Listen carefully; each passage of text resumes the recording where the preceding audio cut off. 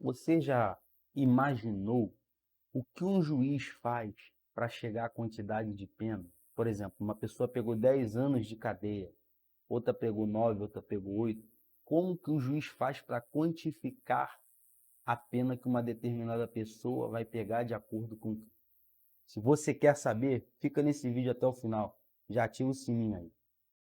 O procedimento vai ter, basicamente, 3 fases. Na primeira fase, o juiz vai aplicar o artigo 59.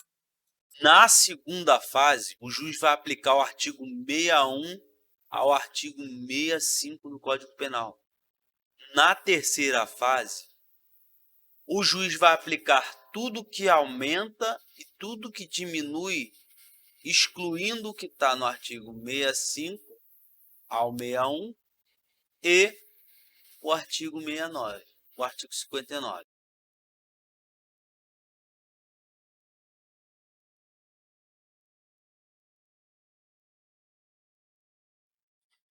Gente, se a gente for interpretar a culpabilidade segundo o dicionário do Google, seria usualmente compreendida como a censurabilidade do autor do injusto, ou seja, o juízo de reprovação sobre aquele que praticou o fato típico e antijurídico e poderia e deveria ter agido de acordo com o direito. Então vamos lá. O artigo 59, quando ela fala culpabilidade, ele está querendo dizer reprovabilidade.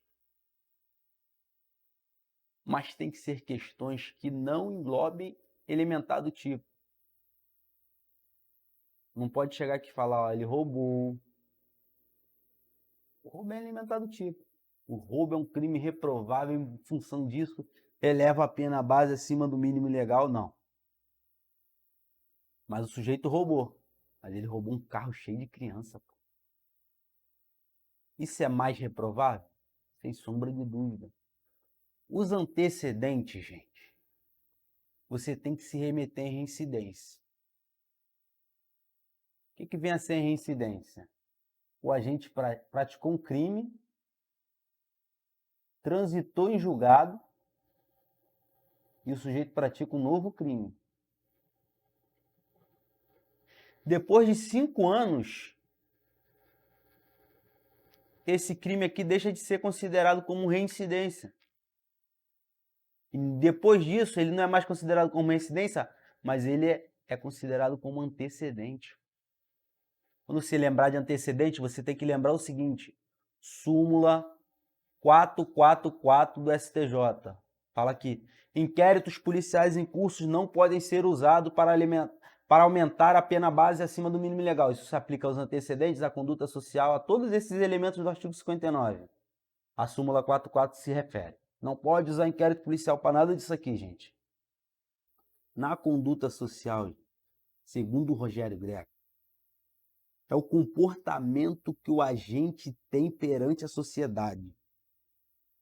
Não pode o juiz aqui, como a gente já disse antes, utilizar inquérito penal em curso. Ó, ele tem muitas anotações criminais na folha de antecedente criminal, por isso eleva a pena base acima do mínimo legal,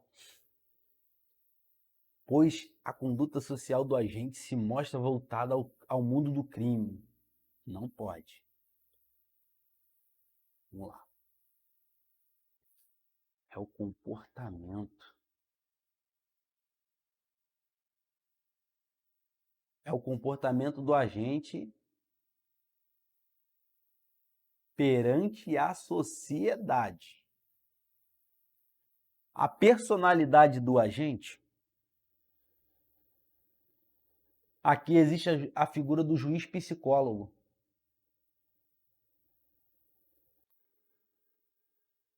Gente, o juiz não é psicólogo. O juiz não está aqui para ferir a personalidade do agente. E ele não pode usar inquéritos policiais em curso, folha de antecedentes criminais, número de anotações, ele não pode fazer isso. Os motivos são as razões que levaram o agente a cometer um crime. O sujeito cometeu um crime porque estava desempregado, passando fome.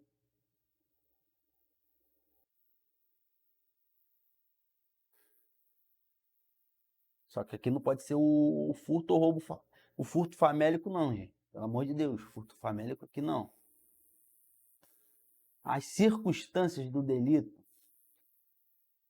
são elementos acidentais que não participam da estrutura do fato típico, ilícito e culpável. A pessoa roubou o único carro que a vítima usava para trabalhar e tirar o seu sustento dali. Tem uma tese do MP que fala que o carro por si só ele já gera uma circunstância elevada pelo valor do bem. Existe essa tese do Ministério Público e alguns juízes aceitam. Vamos falar dos pontos mais relevantes sobre dosimetria. Primeira coisa que você tem que entender é o seguinte, aqui na primeira fase, a gente aplica o artigo 59.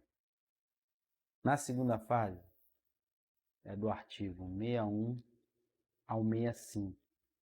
Na terceira fase, é tudo que aumenta ou diminui, que não está no 59, no 61, nem no 62, nem no 63, nem no 64, nem no 65. Aqui,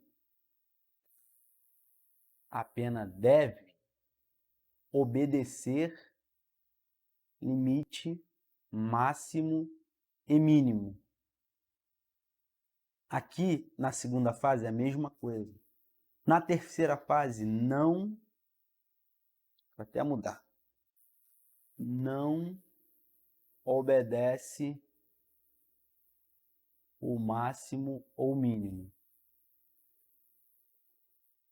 Na primeira fase, tem de mais importante é a súmula 444 do STJ, que diz o seguinte: inquéritos policiais ou processos em curso não podem aumentar a pena base. No 61 ao 65, o que tem de importante é a reincidência. O que vem a ser a reincidência? O agente praticou um crime. Aqui o agente praticou um segundo crime. Aqui houve o trânsito em julgado do primeiro crime. Por exemplo, se ele praticou o primeiro crime aqui e ele praticou o segundo crime aqui, e só aqui houve o trânsito em julgado do primeiro crime, ele é considerado primário aqui. Ele é primário. Se ele praticou o primeiro crime aqui, um segundo crime aqui e um terceiro crime aqui, e aqui transitou em julgado a primeira, ele é primário também. Ele só é reincidente quando ele pratica um crime, e esse crime vem a transitar em julgado, e depois do trânsito em julgado ele pratica um novo crime. No artigo 61 ou 65, é isso que é relevante, gente. É o que está previsto no artigo 63 do Código Penal. Perceba só o seguinte, que nessa segunda fase do processo dosimétrico,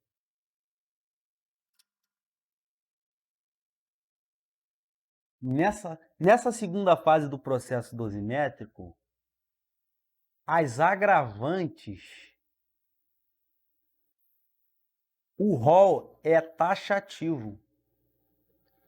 Já as atenuantes, o rol é exemplificativo. Olha o que diz o artigo 66. A pena poderá ainda ser atenuada em razão de circunstância relevante, anterior ou posterior ao crime, embora não prevista expressamente na lei. O artigo 63 está falando o seguinte, o rol das atenuantes é um rol exemplificativo, diferente das agravantes, que o rol ele é taxativo. Na terceira fase do procedimento dosimétrico, tudo que aumentar e tudo que diminuir vai incidir em cima do cálculo que houve nas etapas anteriores. Ó, vai incidir aqui, ó. Se nesses dois aqui deu 20 anos, quando for para cá, vai incidir em cima dos 20 anos. Se deu 10 anos, vai incidir em cima dos 10 anos. Se deu 5 anos, vai incidir em cima dos 5 anos. Tudo que aumentar e tudo que diminuir.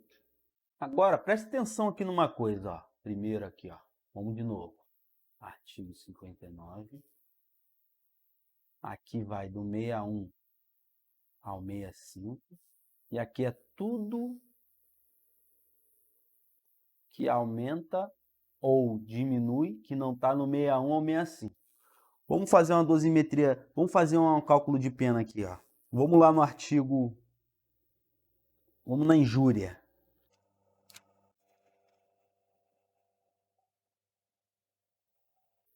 Vamos na injúria qualificada.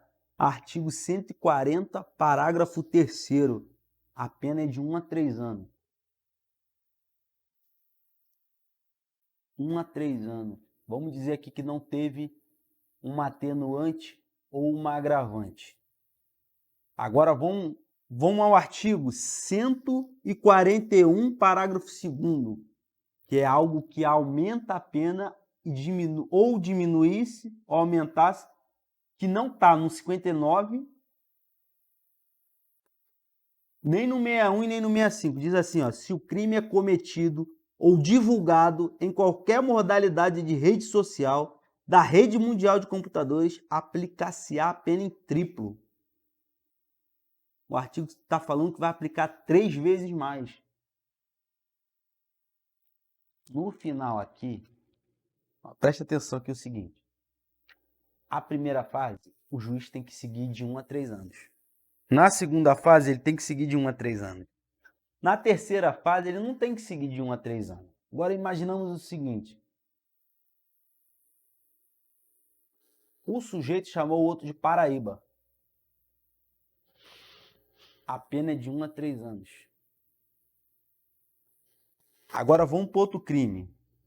Vamos botar aqui, ó, artigo 140. Agora, vamos no outro crime. Uma lesão corporal. Vamos para uma lesão corporal de natureza grave. A pena é de 1 a 5 anos. 129, parágrafo 1º. A pena é de 1 a 5 anos. Vamos dizer que também não teve isso aqui. Vamos dizer também que aqui não teve isso aqui. Gente, se o juiz fixar a pena aqui em 1 ano, ó, vamos dizer que no artigo 59 o juiz fixou a pena em 1 ano.